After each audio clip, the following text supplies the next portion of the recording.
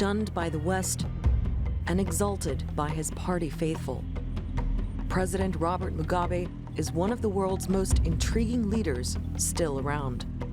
At home, he's closely guarded and protected. But the newsmakers got a chance to see the man up close. To many, Robert Mugabe symbolizes freedom from colonial rule.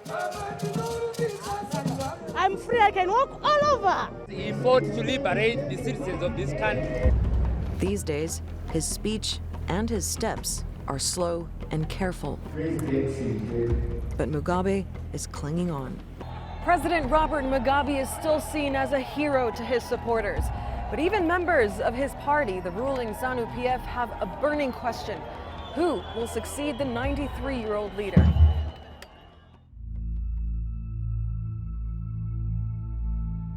For 30 years, Mugabe and his party, ZANU-PF, have built an entrenched and towering presence across the country. But without a successor, intrigue and infighting may threaten the party from within. We have witnessed an escalation in as much as factionalism and factional wars. There are allegedly two factions within ZANU-PF. The one is reportedly led by Emmerson Mnangagwa, who happens to be vice president, and also President Robert Mugabe's top confidants. These guys are from the army. Then you also have the other faction allegedly being spearheaded by the First Lady. There are indications that there is Professor Jonathan Moyo, Zimbabwe's Minister of Higher and Tertiary Education, who also happens to be talented in terms of strategy. Lacoste, it's a faction whose ideology is rooted within the liberation struggle. And G40, it's a faction which is saying those who were at the front of spearheading that liberation struggles were within their 40s. Why are we not being allowed?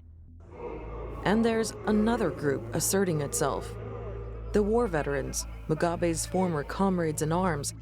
They want a successor with revolutionary roots, not a family dynasty. There are people who will have opportunities or access to resources, and they will amass that wealth. I have a legacy to protect. I went to war, I fought the war, I won the war, and my people must benefit.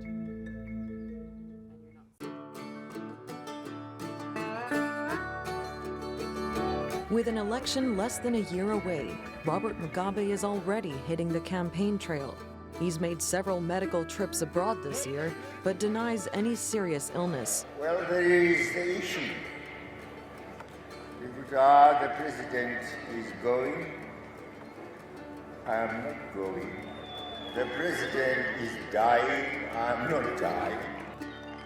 We asked his party spokesman why ZANU-PF insists on backing Mugabe despite his age. We nominate who we believe can continue to lead us in this revolution. And so far, people have repeatedly called on him to serve. He has, of course, tried to resist, but when people continue to say, please keep on until we really feel that you cannot go further, well, that's different. As for the opposition, several parties finally agreed to form a coalition after years of fighting each other. Morgan Tsvangirai's merchandise has already hit the shelves, but it's unclear whether the former prime minister will be Mugabe's main challenger. We are 50% of the way. We still have more to do, but it's a long road. We are in Africa, so in Africa, state institutions are captured. So we are facing a massive task. One could say this election is almost stolen even before we participate in it. With more than half the country under the age of 30, the youth vote will be more powerful than ever. For them, a post-Mugabe future might be hard to imagine. They've never known a Zimbabwe without him. Sandra Gatman, The Newsmakers, Harare. Well, we have a panel of guests from Harare joining us now. First, there's Nelson Chamisa, Deputy President of the opposition party Movement for Democratic Change. Also, we've got Robert Mugabe's former Deputy Information Minister, Bright Matonga, and Ngaba Machazi. He's a news editor at Zimbabwe's biggest independent daily newspaper, The Newsday. Gentlemen, thank you very much for joining us. Bright Matonga, if I can start with you. Sir, he's 93 years old. He's been in power for 37 years. Isn't it time Robert Mugabe just stepped aside with dignity? I think we have to look at the constitution. Yes, he's 93. There's no need to debate about that. There is a constitutional mandate. He's been elected in 2013. The term ends in 2018. And now it's up to ZANU-PF whether they're going to choose a new candidate or President Mugabe will continue. But the indications are very clear that there is a party constitution and government constitution. The party constitution ends, I think, in 2020. Therefore, he is the only ZANU-PF candidate to stand for the presidency. So really, when we look at the Zimbabwe situation, you need to look at the systems and the constitution. Wishes and needs and desires, I think they don't come into play. Yes, he's 93, but it is fair to say that there is need for change. You can't deny that. And it's important that ZANU, but it has to be done within the constitution of ZANU-PF and the constitution of the country. As it is, he is eligible, and he is going to stand. And the youth and the Women's League, which are the main majority decision makers in ZANU-PF, have said, we don't have another candidate, we've got President Mugabe. Right. Let me ask Nelson Chamisa, do you believe that it's the man who has overstayed his welcome or the party? Definitely, we cannot do the bidding for ZANU-PF. But what is clear is that Mr. Mugabe's age has become an albatross around the neck of Zimbabwe. The people of Zimbabwe are sweating under the heat and weight of not just an old president, an exhausted president, a tired president, but a president who is now out of turn and out of time in terms of the mandate to lead the people. Clearly, Mr. Mugabe has successively succeeded himself. He remains his own successor. He has no intention to go anywhere. But in the process, he has arrested the country. In the process, he has manacled and shackled the country. Look at the inflation rate in the country. Look at the queues that are forming on the banks. People cannot even access their own hard-earned currency or money. We have problems in terms of the politics of the country. But tell me, Nelson, sorry to interrupt you. Tell me, why is MDC the answer? The people last time still chose ZANU. Why is MDC the answer? MDC is the only answer because we provide an alternative in terms of our template for governance. The crisis in Zimbabwe is largely a governance problem. It's a leadership problem. And we are providing an alternative in terms of our governance matrix, in terms of making sure that we align to the constitutional dispensation that has to be ushered in. We had a constitution that was brought in 2013, 2014. That constitution has not been implemented, and there continues to be a gap in implementation of the constitution, and that governance gap, that governance crisis, what we are beginning to see manifesting in the economy. The economy itself is a reflection of the attitude of those in government who are failing to provide consistency of policy. There's too much noise in the cockpit. Leadership cannot provide direction, vision, and that is the problem. That's why we as MDC have an alternative policy to speak to smart policies that will respond to the economy, to the institutional issues that are supposed to be handled, and also the issue of the social crisis. Bright, let me ask you, the economy has been a mess for a long, long time. It's been particularly bad for at least a decade, and the forecast is not so good. Who destroyed the economy, if not ZANU-PF? We can do the blame game. What is important is that the economy has to tick. Things have to happen. I've been listening to Mr. Chamisa. As things stand right now, Zimbabweans don't have an alternative political party.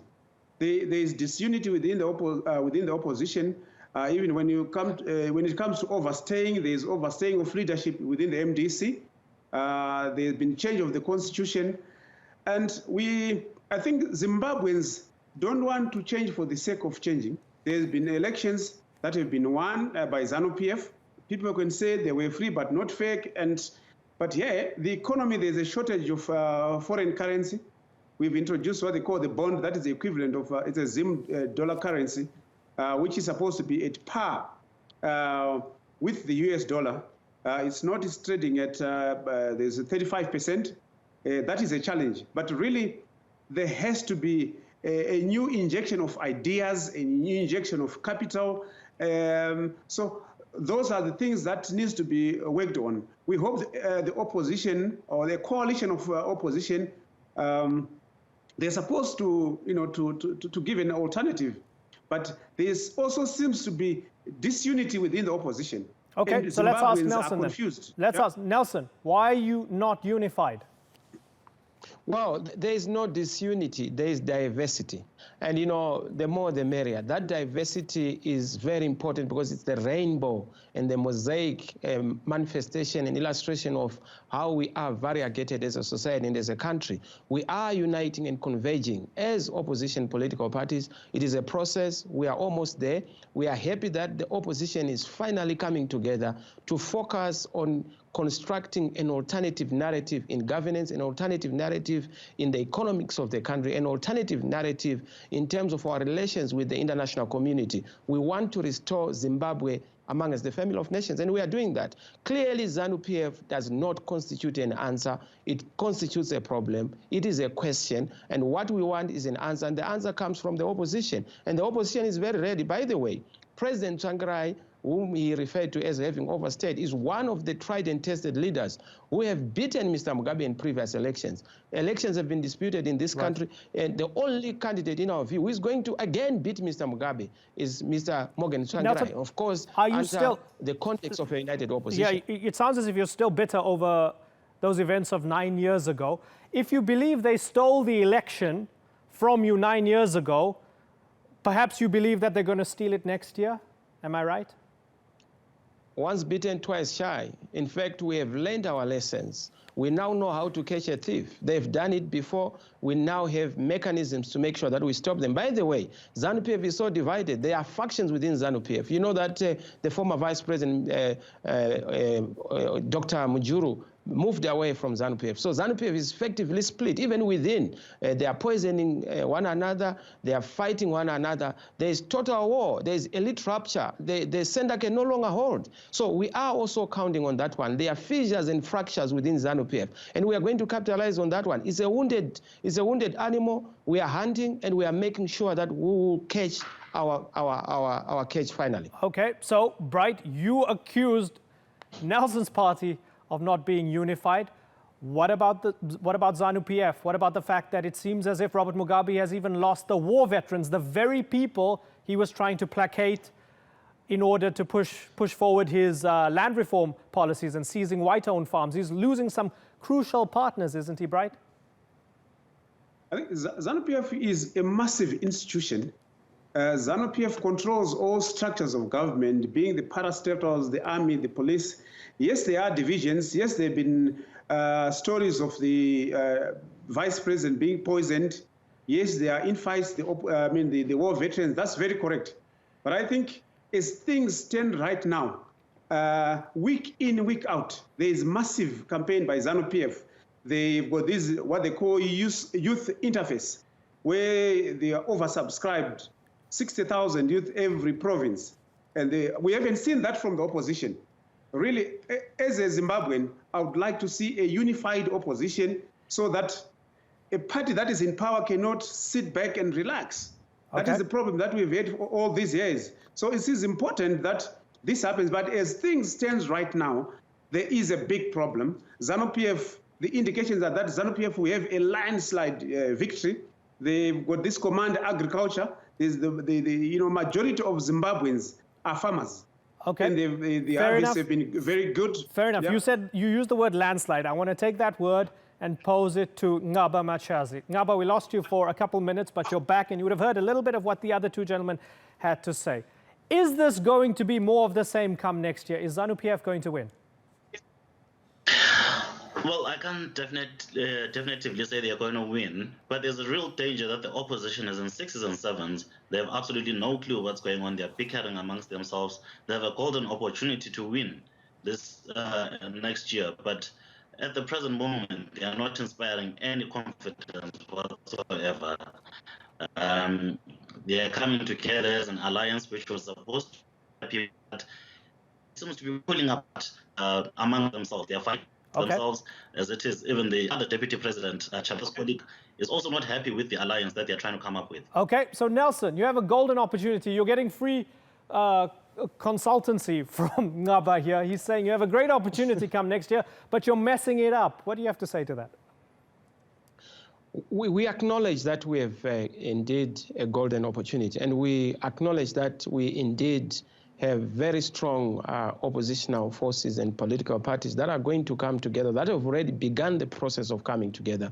We have an MDC alliance, which is a conglomeration or an association, a partnership of all the political parties that we feel are going to build towards this momentum for a convergence. We are still to engage other political parties, Dr. Mujuru's party, and other parties that are still not connected to the broader alliance. What we need is a grand coalition, and we've already begun the process. But you know that uniting people is not an event. It is a process. We are conscious of time because we also have voter registration to kick in, and we want to make sure that by the time people begin to register, there's motivation, there's inspiration, there's reason for people to participate in a vote because there's a credible alternative. And I still would want to say, even those in ZANU-PF are aware that MDC poses a credible alternative. And that's why they are in 6s and 7s. That's why they are trying to frog march people to their rallies, which my brother Bright says are being attended by thousands and thousands of people. These are people who are poor, who are hungry, who are angry, who are being frog marched by dint of force into these meetings. But they do not agree with ZANU-PF. They do not agree with Mr. Mugabe. They will not vote for Mr. Mugabe, clearly. They will vote for the MDC. Let me ask Ngaba the question that I asked the other two gentlemen earlier in the program. He's 93 years old. The economy has been in a mess for a long, long time. Zimbabwe was a once prosperous nation, and it's been through some very, very dark times. Will Robert Mugabe be remembered as a tyrant, a decent leader? Has he overstayed his welcome? How will he be remembered come next year?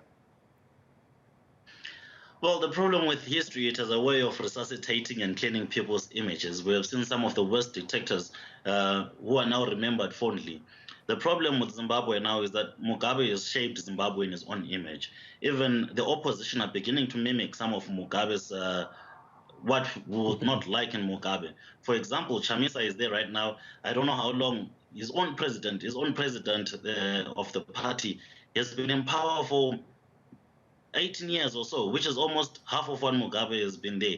So the problem is the nation is shaped after Mugabe's image, and it will be difficult to to rid ourselves of Mugabe's image and what is going on right now in Zimbabwe. What will be important, I think, in the next year's elections is that we cannot say Mugabe doesn't have support. He does have a meaningful support, and it's up to the opposition to take away some of Mugabe's supporters, because we've only known Mugabe, and for many people it's just natural to vote for Mugabe because that's what Zimbabwe is all about. Okay, so Nelson, the country was shaped in Mugabe's image. The opposition is shaped in Changarai's image, and he's been around for almost 2 decades. Isn't it time for fresh blood there as well, Nelson? Well, we are part of the Changarai team, and we are the fresh blood. We are injecting that vibrance, that dynamism, that youthfulness, which is very important. You know, it takes a team to win. President Changarai is only but a leader of a team. Of course, he has been there, tried and tested. It's an advantage, not a weakness. He has been there. Also, bearing in mind the fact that real power is in the state, real power is in government. So he has not been in power in any way. We have been in a struggle, we have been in a journey, and that journey has been a long one, and we are almost getting there. So we should not begin to point at one another simply because the journey has taken too long. It has been a fight, it has been a struggle. We almost get there. This is the final mile. We need all Zimbabweans to unite, rally behind a credible alternative as led by the Movement for Democratic Change, the MDC. And we have a real, credible and legitimate alternative, which we feel is going to give Zimbabweans a platform for restoration, Zimbabweans a platform for real transformation and a platform for real change. Bright, let's forget the elections for a second, and let me ask you very bluntly, what's going to happen to ZANU-PF and the country when the old man is no longer around? Look, I can't comment as to when you won't be around, but ZANU-PF is a massive institution, as I say. It's like you are fighting a tree, but the impression that has been given to people is like ZANU-PF is a forest, not a tree. and they've been focusing on President Mugabe, not on systems of governance. ZANU-PF is a system of governance, which is very solid, which is very strong. And I think as the people in Zimbabweans, yeah, they want to see a new face within ZANU-PF, but constitutionally they can't. And people are just reacting to, people don't know what he's going to do next and what's going to happen next. So really, he's been very smart, he's been very shrewd, he has stepped on everyone's toes, and but majority of Zimbabweans are in the villages. They're happy, there's food there, they're getting inputs. And of course, things in urban areas, they're very tough. You can't get money for electricity, for your council rates. So it is a big challenge. We have to accept that. But as things stand, I can't even talk about life after Mugabe. I don't know. I can't. I'm not a prophet. But as things stand right now, well, I mean, we come 2018. Certainly, you don't have to be a prophet to assume that someone who's 93 is not going to be around for all that much longer. Let me give Ngaba the final word here now, because we are running out of time. Ngaba, what's Zimbabwe going to look like come next year? Are you optimistic or pessimistic? Well, a bit of both. I want to say Bright's characterization is very disingenuous, because Mugabe is the glue that is holding the party together, is the glue that is holding the country together. So because he's been in power for so long, it's difficult to tell what the future is going to be like, because like I said, his ideology is ingrained within us. As I said, the opposition is mimicking, civil society is mimicking, everyone is now behaving like the president, I think, to a point. So it's we're optimistic that when someone comes in, maybe there's going to be change. But there is bound to be resistance as well, because the system that Mugabe has put in for so long is very loyal to him, to a point that they might oppose anyone that wants to replace him. I think Chamisa is a good example. His party, ahead of 2002 and 2008 elections, they were told, we're not going to vote for anyone who doesn't have liberation war credentials. That is the nature and the systemic hold on power that President Mugabe has. Okay, gentlemen, we're out of time. I wish we could continue with this conversation. It's been an important conversation to have. Nelson Chamisa, Bright Matonga, and Ngaba Machazi. Gentlemen, it's been a pleasure talking to all of you. Thanks a lot. Well, our special series on Zimbabwe continues all this week. Next time, what will the country have to do to get itself out of an economic freefall? We talk to Zimbabwe's Minister for Economic Planning and Investment.